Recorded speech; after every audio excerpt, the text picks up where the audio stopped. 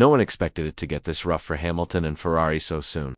After years of glory and a long-standing career full of success, Lewis Hamilton has now hit a point that no driver of his level ever wants to reach. For the very first time since 2007, when his Formula One journey began, Hamilton has completed the first 10 races of a season without stepping onto the podium not even once in the main races. He did manage to top 3 finishes in sprint events, but when it comes to the traditional Grand Prix format, his time at Ferrari hasn't delivered what fans hoped for. Things aren't going smoothly at all. The Ferrari team, based in Maranello, is still trying to figure out how to get things working, but the current results suggest they're struggling badly. There's a lot of talk that if these issues continue, Hamilton might start pushing his engineers harder, even if it leads to internal friction.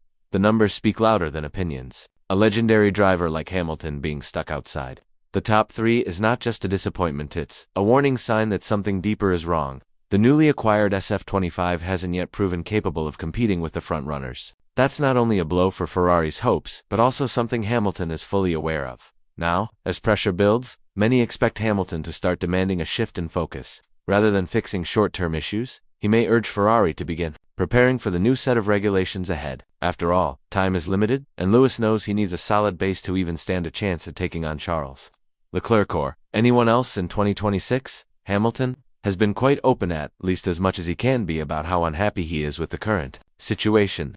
He's been clear that the upgrades coming from Ferrari haven't met expectations. In fact, he seemed surprised when the media suggested that Ferrari had brought a new update to Canada. His reaction said it all. No, there were no upgrades, he responded, making it clear that the team desperately needed improvements to even begin thinking about fighting at the front, and the race in Canada made his frustration obvious. Once again, he was caught in the middle of nowhere on the track, not fast enough to chase the leaders, yet well ahead of the slower cars. After a pit stop that raised many eyebrows, Hamilton found himself fighting no one, no wheel-to-wheel action, no real shot at advancing, just driving, knowing the chance to score big had slipped through his fingers. He didn't hold back on the radio either. Speaking directly to his race engineer Adami, Hamilton questioned the strategy mid-cross. "This plan isn't working," he said bluntly. "We've got nothing left in this race now." It's not the first time we've seen a disagreement between a driver and engineer, but coming from someone like Lewis who's usually focused and composed, it tells you just how bad things really are. Leclerc didn't have it much better. He too lost out on a possible podium because of the team's decisions. The strategies being used are drawing more criticism with each race, and it's starting to look like Ferrari is no longer serious about fighting for this year's championship.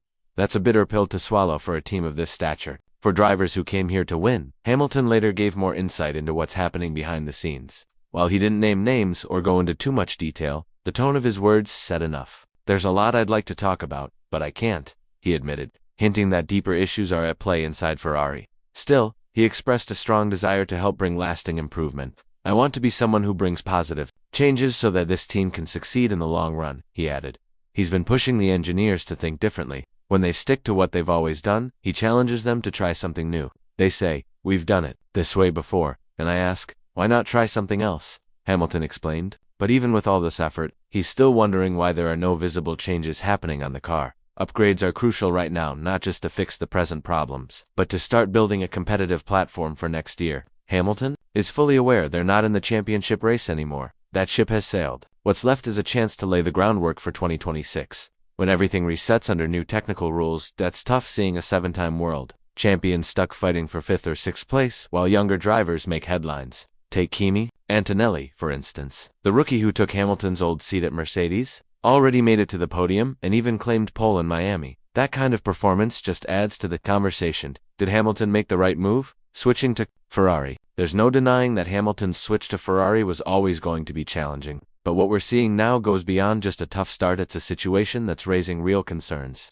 While people didn't expect miracles, in 2025, many thought there would be steady progress. Instead, what we're witnessing feels more like stagnation or even decline. Especially when you look at the communication between Lewis and his race engineer. To be fair, things have improved. Since the first race in Australia, back then the two barely seemed in sync. Now, there's better flow in their discussions, but it's clear they still aren't completely on the same page. Small missteps in communication and decision-making continue to cost them precious points and positions. Lewis himself has admitted that part of the issue lies in how he needs to adjust his own approach. The SF25, Ferrari's current car, demands a different driving style, one that he's still learning to handle. His hopes were slightly raised ahead of the Austrian Grand Prix, where he believed the car might finally perform closer to what he expects, but the results have yet to reflect that optimism.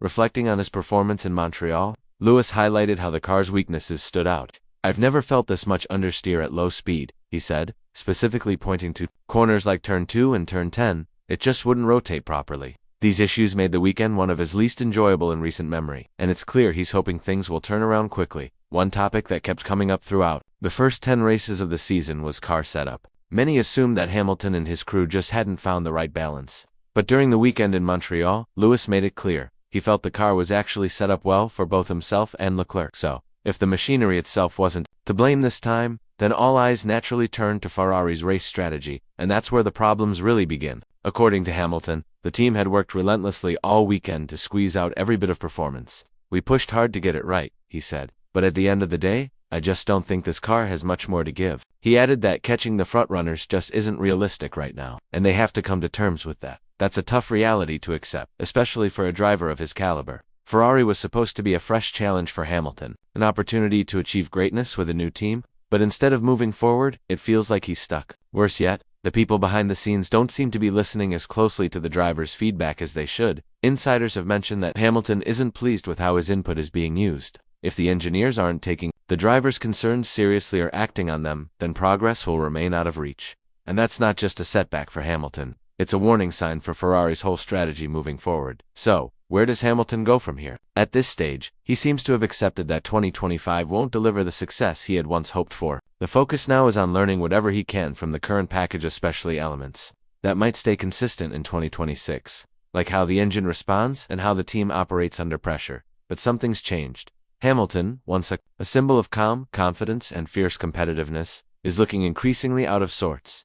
The body language, the radio messages, the post-race interviews, they all reflect a man frustrated with a system that just isn't working. And right now, Ferrari is looking more like a roadblock than a stepping stone. Let's not forget, he came here with one goal, to fight at the front again.